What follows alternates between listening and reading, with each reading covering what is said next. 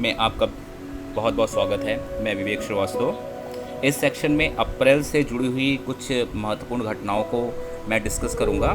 ये घटनाएं बेसिकली मैंने टॉपिक वाइज लगा रखी हैं, ठीक है। तो आपको ये घटनाएं टॉपिक वाइज मिलेंगी जिससे इसको लर्न करने में ईजी होगा। और इसका जो है आप मुझे टेलीग्राम पे पॉइंट कॉन्सेप्ट के नाम से ज्वाइन कर सकते हैं। इसका पीडीएफ आपको टेलीग्राम पे अवेलेबल करा दिया जाएगा। हम लोग देखते हैं यहाँ पे कि ये जो सारी घटनाएं हुई हैं अप्रैल में, मैंने इसको दो सेक्शन में बांटा है। एक हमारे पास पार्ट 1 है, एक हमारे पास पार्ट 2 है। इस वीडियो में हम पार्ट 1 की डिस्कस करेंगे, नेक्स्ट वीडियो में पार्ट 2 करेंगे, नहीं तो ये बहुत लेंदी हो जाएगा।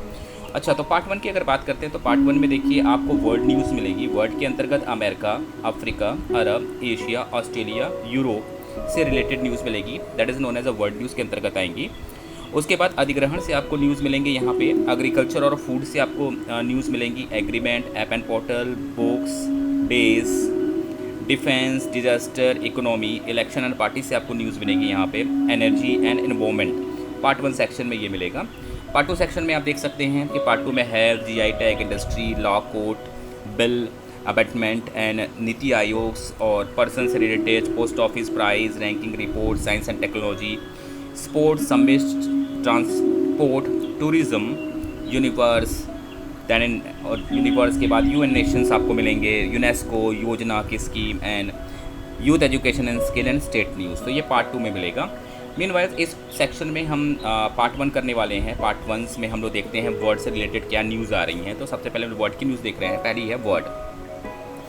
देखिए सबसे पहली वर्ड की न्यूज़ ये आ रही है कि मनीषा सिंह जो हैं वो OECD के प्रतिनिधि के रूप में नामित की गई हैं।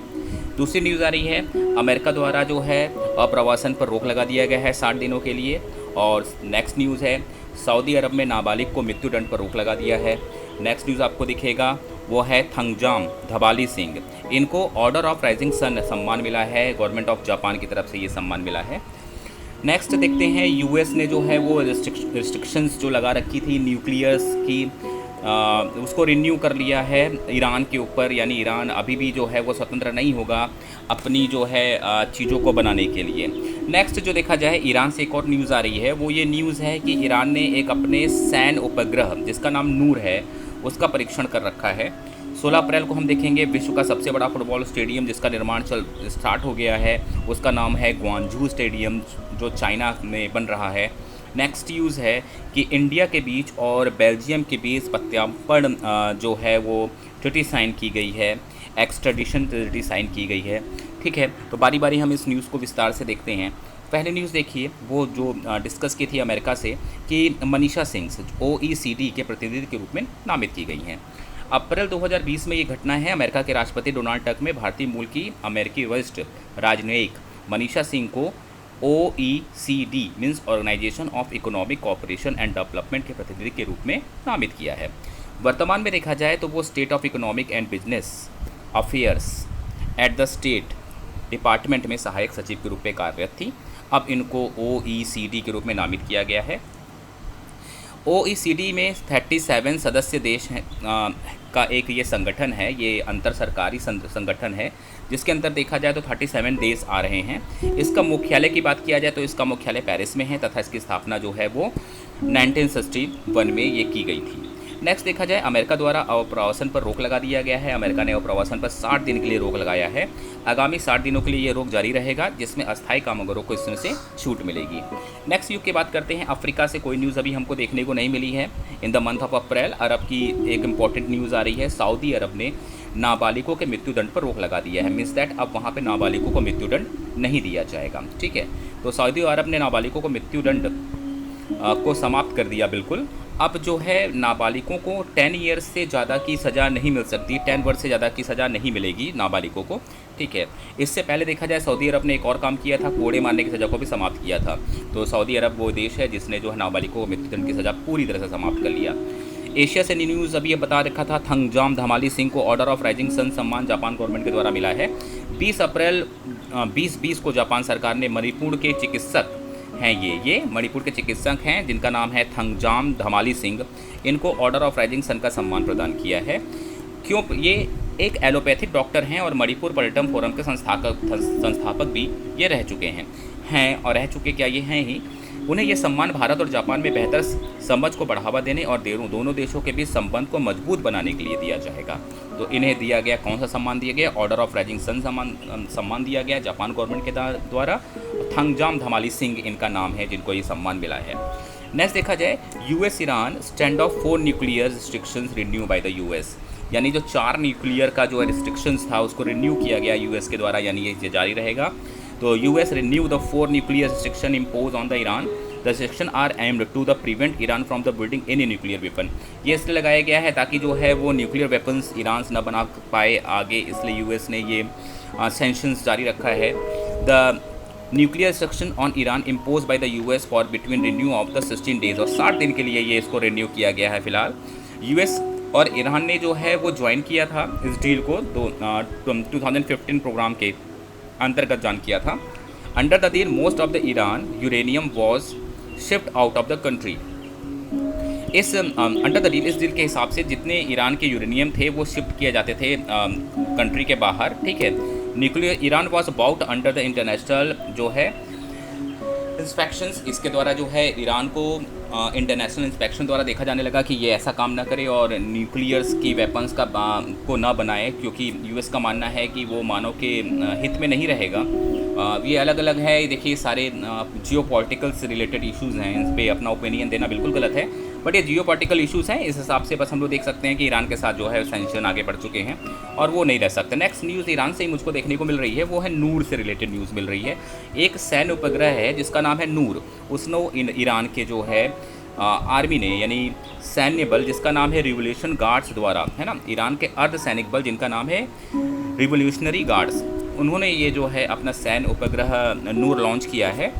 ये लगभग 445 किलोमीटर ऊपर कक्षा में सफलतापूर्वक स्थापित किया गया। जनवरी 2020 में अमेरिकी ड्रोन में रिवोल्यूशन गार्ड के जनरल कासिम सुलेमानी मारे गए थे। ये कासिम सुलेमानी जो हैं बहुत ही चर्चा में थे, ये जनवरी में अमेरिकन ड्रोन हमले में मारे गए थे। ये भी थे रिवोल्यूशनरी गार्ड्स के लीडर्स थे और इन्हीं रिवोल्यूशनरी गार्ड ने इस सौर उपग्रह नूर का लॉन्च किया है जो 425 किलोमीटर ऊपर कक्षा में स्थापित की गई है। तो नेक्स्ट न्यूज़ जो आ रही है वो विश्व के सबसे बड़े फुटबॉल स्टेडियम की न्यूज़ आ रही है। ग्वांजू एवर ग्रांडे फुटबॉल स्टेडियम में इसका निर्माण किया जा रहा है।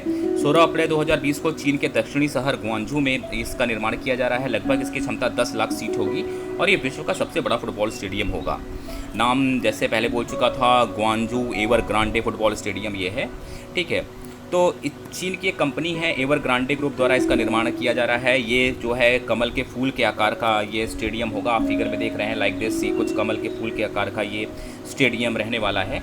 ओके, मीनवाइल कमल के फूल को क्यों उन्होंने चुना है, तो उसके पीछे भी इनके लॉजिक है कि वो कमल के फूल को मानते हैं अपना मीन्स दैट्स नेशन फ्लावर के नाम से मानते हैं, ठीक है। ये कमल के फूल के आकार, इसका डिज़ाइनर कौन थे? हसन ए सईद इसके डिज़ाइनर थे। ये स्टेडियम 2020 के अंत तक बनकर तैयार हो जाएगा। इसकी लागत लगभग कितनी है, तो लगभग 12 अरब युआन, लगभग 1.69 अरब अमेरिकी डॉलर इसकी लागत राशि इसमें आ रही है। अभी देखा जाए तो विश्व का सबसे बड़ा फुटबॉल स्टेडियम कहाँ पे है, तो विश्व का सबसे बड़ा इस बार फुटबॉल स्टेडियम जो है बार्सिलोना के कैंप नाउ में है, जिसको ये पीछे छोड़ेगा, ठीक है। तो अभी जो सबसे बड़ा फुटबॉल स्टेडियम है उसको हम लोग देख रहे हैं, वो कहाँ पे है, बार्सिलोना में है, जिनको ये पीछे छोड़ेगा। और स्टेडियम्स की बात किया जाए तो सबसे बड़ा बहुउद्देशीय स्टेडियम कहाँ पे है, तो उत्तर कोरिया में है बहुत बड़ा बहुउद्देशीय स्टेडियम जिसका नाम है रुनगराडो फास्ट ऑफ माई स्टेडियम, ठीक है। तो ये सबसे बड़ा स्टेडियम हमको देखने को मिल रहा है जो कि हमारा उत्तर कोरिया में है, वो है रुनगराडो फास्ट ऑफ माई स्टेडियम, जो कि उत्तर कोरिया में है, विश्व का सबसे बड़ा स्टेडियम है। इसकी क्षमता लगभग 11.4 लाख है। अच्छा, आपको ध्यान होगा कि ये जो नया स्टेडियम बन रहा है ग्वांजू में, उसकी क्षमता कितनी है, 10 लाख। और अभी देखा जाए नॉर्थ कोरिया में जो हमारा स्टेडियम बना है उसकी क्षमता कितनी है, तो 11.4 लाख, ठीक है। नेक्स्ट अब हम नेक्स्ट देख रहे हैं। ऑस्ट्रेलिया से कोई न्यूज़ नहीं आ रही है ना, यूरोप से एक न्यूज़ निकल के बाहर आ रही है। वो क्या न्यूज़ है, extradition treaty between the India and Belgium, यानी इंडिया और बेल्जियम के बीच जो है प्रत्यार्पण संधि साइन की गई है। क्या है ये एक्स्ट्राडिशन ट्रेजिटी? इसमें कहा जाता है ये वो है जिसमें कोई भी a process of one state surrendering the individual to another state, मतलब कोई भी स्टेट दूसरे स्टेट में किसी भी क्रिमिनल बैकग्राउंड से रिलेटेड लोग को गिरफ्तार कर सकता है, इसी को कहते हैं। तो ये इन 2 देशों में साइन किया गया है, यानी यहाँ के क्रिमिनल्स को बेल्जियम में गिरफ्तार किया जा सकता है, सिमिलरली बेल्जियम के क्रिमिनल्स को इंडिया में गिरफ्तार किया जा सकता है। तो ये रिपब्लिक ऑफ इंडिया और बेल्जियम के बीच में ये ट्रेजडी साइन की गई है, ठीक है। और this was replace the pre independent extradition treaty between Great Britain and Belgium. इससे पहले ग्रेट ब्रिटेन और बेल्जियम की जो ट्रेजडी थी 1901 में, उसको ये रिप्लेस करेगा, ठीक है। इसमें देखा जाए तो कोई इकोनॉमिक ऑफेंस से कोई अगर रिलेटेड है व्यक्ति है, या फिर किसी ने जो है वो टेररिज्म कर रखा है उससे रिलेटेड हैं, या फिर अदर क्रिमिनल्स हैं, उनको इसके अंतर्गत लाया जाएगा। इसके अंतर्गत जो है imprisonment of 1 year and the more is called the extraditable डिटेबल। अगर किसी को 1 साल या 1 ईयर या 1 ईयर से ज़्यादा मोर इससे सज़ा दी जाती है तो वो इस संधि के अंतर्गत आएगा, उसको गिरफ्तार की संधि इसमें आएगी। इसमें टैक्सेशंस और जो है रेवेन्यू से रिलेटेड लोग को भी इस ट्रेजडी के अंदर लाया जाएगा। Formal process of one state to surrendering an individual to the another state is known as extradition. ये हम बता चुके हैं। एक्स्ट्राडिशन क्या होता है कि एक स्टेट के क्रिमिनल्स को दूसरे स्टेट्स में गिरफ्तार करना, ये प्रोसेस है। अच्छा, आप देखा जाए तो इंडिया के जो है वो सेक्शन 3A में जो है इंडियन एक्सट्रेशन एक्ट 1992 के अंतर्गत इसको कहा गया था। क्या है साइलेंट फीचर्स इस ट्रेजडी के? तो साइलेंट फीचर्स की बात किया जाए तो ऑब्लिगेशन ऑफ द एक्सट्रेडाइट क्या क्या है इसमें, क्या ऑब्लिगेशंस में क्या हुआ कि दोनों ही स्टेट जो है एग्री हुए कि वो जो है जो भी पर्सन इस ट्रेटी के अंतर्गत फॉलो ऑन होगा यानी क्रिमिनल होगा, उसको वो एक दूसरे को प्रत्यार्पण करेंगे, यानी एक दूसरे को सौंपेंगे। अगर देखा जाए तो क्या है रिफ्यूज़ल कब हो जाएगी इस ट्रेटी की, मतलब किस हालत में इस ट्रेटी जो है वो नहीं मानी जाएगी? अगर कोई पॉलिटिकल ऑफेंस के अंतर्गत कोई क्राइम करता है, या फिर कोई मिलिट्री ऑफेंस में कोई क्राइम करता है, या प्रोसिक्यूशन के रिलेटेड अगर कोई क्राइम करता है तो उसको इस ट्रीटी के अंतर्गत नहीं लाया जाएगा। तो इन तीनों चीज़ को इस ट्रीटी के अंतर्गत नहीं लाया जाएगा। इसको बहुत ध्यान से आप समझना पड़ेगा कौन कौन सा है। पॉलिटिकल ऑफेंस था, मिलिट्री ऑफेंस था, और लास्ट क्या था, प्रोसिक्यूशंस को अंतर्गत इसमें नहीं लाया जाएगा। तो ये बेल्जियम और इंडिया के बीच ट्रीटी साइन की गई थी। अब देखा जाए तो अधिग्रहण से रिलेटेड न्यूज़ है, यानी एक्विजिशन से रिलेटेड न्यूज़ है। किसका अधिग्रहण किसके द्वारा किया गया, आप इसको देखते हैं। पहला 3 अप्रैल को पहला अधिग्रहण देखने को मिल रहा है। त्रिशिखर वेंचर्स LLP ने Religare health insurance company limited की 18.951% इक्विटी शेयर पूंजी का अधिग्रहण कर लिया, ठीक है। दूसरी न्यूज़ आपको दिख रही है 7 अप्रैल की है, वो क्या है, ABB लिमिटेड ने पावर ग्रिड कॉर्पोरेट का अधिग्रहण किया गया। किसके द्वारा? हिताची लिमिटेड के द्वारा ये अधिग्रहण किया गया है। ABB लिमिटेड के पावर ग्रिड का अधिग्रहण हिताची लिमिटेड द्वारा किया गया। नेक्स्ट 7 अप्रैल की आपको न्यूज़ दिख रही है, JSW एनर्जी लिमिटेड को JMR कमलांगा एनर्जी लिमिटेड के अधिग्रहण को मंजूरी प्रदान की गई है 7 अप्रैल को। नेक्स्ट आपको न्यूज़ दिख रही है वो है नॉर्टन का अधिग्रहण किया गया है TVS के द्वारा, यानी TVS ने जो है वो नॉर्टन का अधिग्रहण कर लिया है। ये बाइक कंपनी है, उसका अधिग्रहण हमारी कंपनी TVS ने किया है। नेक्स्ट आपको 24 अप्रैल को एक न्यूज़ दिख रही है, वो है acquisitions of the majority share holding of BMM इस्पात लिमिटेड, यानी BMM इस्पात लिमिटेड का अधिग्रहण किया गया JSW प्रोजेक्ट लिमिटेड के द्वारा, यानी JPL के द्वारा।